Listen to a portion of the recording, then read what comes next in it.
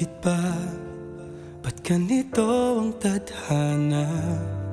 Hindi na ba matatapos ang lahat ng pagdurusa?